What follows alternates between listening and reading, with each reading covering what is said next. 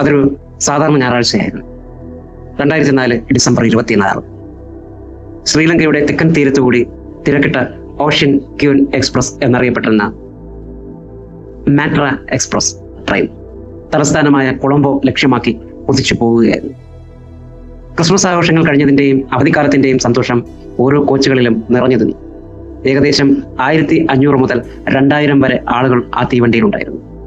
തീർത്ഥാടകരും ജോലിക്കാരും കുടുംബസമേതം യാത്ര ചെയ്തവരും എല്ലാവരും അവരവരുടെ സ്വപ്നങ്ങളിലേക്കും ലക്ഷ്യങ്ങളിലേക്കും യാത്ര തുടരുകയായിരുന്നു. സൗന്ദര്യമുള്ള കടൽത്തീരങ്ങളിലൂടെ തെങ്ങിൻ തോപ്പുകൾക്കിടയിലൂടെ ട്രെയിൻ മാത്ര നഗരം കടന്ന് മുന്നോട്ട് പോയി. കൃത്യം രാവിലെ 9:30 യാത്ര പെട്ടെന്ന് നിശ്ചലമായി. ഇന്തോനേഷ്യയിലെ സുമാത്രയിൽ സംഭവിച്ച ഭൂകമ്പത്തിന്റെ ഫലമായി ആദ്യത്തെ ദുരന്തത്തിന്റെ സൂചനയായി ഒരു ചെറിയ തിരമാല തീവണ്ടിയുടെ പാളത്തിൽ വെള്ളം കയറ്റി. പെരാലിയ എന്ന ചെറിയ ഗ്രാമത്തിനടുത്ത് ട്രെയിൻ നിന്നു. യാത്രക്കാർ ജനലിലൂടെ നോക്കി. എല്ലാവർക്കും അതൊരു സാധാരണ വെള്ളപ്പൊക്കം പോലെ തോന്നി. ചിലർ ഇറങ്ങി കാഴ്ചകൾ കണ്ടു. മറ്റു ചിലർ അടുത്ത സ്റ്റേഷനിലേക്ക് പോകാനായി കാത്തിരുന്നു. എന്നാൽ കുറച്ചു സമയം കൊണ്ട് എല്ലാം മാറി മറഞ്ഞു. ആരും പ്രതീക്ഷിക്കാത്ത ഭീമാകാരനായ ഒരു അതിഥി ആഞ്ഞു വരുന്നുണ്ടായിരുന്നു. അത് സുനാമിയായിരുന്നു. മിനിറ്റുകൾക്കുള്ളിൽ കടലിന്റെ നിറം മാറി.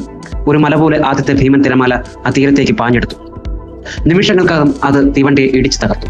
തീവണ്ടി ഒരു കളിപ്പാട്ടം പോലെ കീഴ്മേൽ മറിഞ്ഞു. എന്നാൽ അപ്പോഴും ആളുകൾ പ്രതീക്ഷ കൈവിട്ടില്ല. പലരും ബോഗിയുടെ മുകളിലേക്ക് വലിഞ്ഞു കയറി രക്ഷപ്പെടുവാൻ ശ്രമിച്ചു. പിന്നീട് വന്ന രണ്ടാമത്തെ ഏറ്റവും വലുതുമായ തിരമാല എല്ലാം അവസാനിപ്പിച്ചു.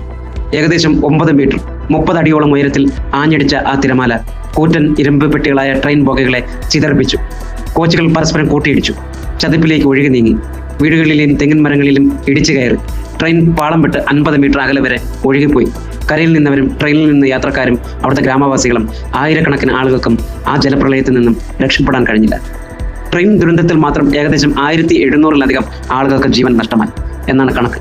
മൃതദേഹങ്ങൾ പല ദിവസങ്ങളോളം കണ്ടെത്താനായില്ല. ലോകചരിത്രത്തിലെ ഒരൊറ്റ റെയിൽ ദുരന്തത്തിൽ ഇത്രയും പേർക്ക് ജീവൻ നഷ്ടപ്പെട്ട സംഭവം വേറെയില്ല. ആ ദുരന്തത്തിൽപ്പെട്ട ഒരു തീവണ്ടി കോച്ച് ഇന്നും പെരാലിയയിൽ ഒരു സ്മാരകമായി ആ ദിവസത്തിന്റെ വേദന ഏറ്റുവാങ്ങി നിലകൊള്ളുന്നു. ആ കടൽത്തീരം ഇന്ന് ശാന്തമാണ്. പക്ഷേ അതിന്റെ അടിയിൽ ഉറങ്ങുന്ന ആയിരക്കണക്കിന് ഓർമ്മകൾ ആ ദുരന്തത്തിന്റെ കഥ ഇപ്പോഴും മന്ത്രിച്ചുകൊണ്ടിരിക്കും. ആ യാത്രക്കാരുടെ കഥ കേട്ടപ്പോൾ നമ്മുടെ മനസ്സിൽ വല്ലാതെ വിങ്ങലായിരിക്കും. ആ ആത്മാക്കൾക്ക് നിത്യശാന്തി നൽകണമേ എന്ന് പ്രാർത്ഥിക്കുന്നു.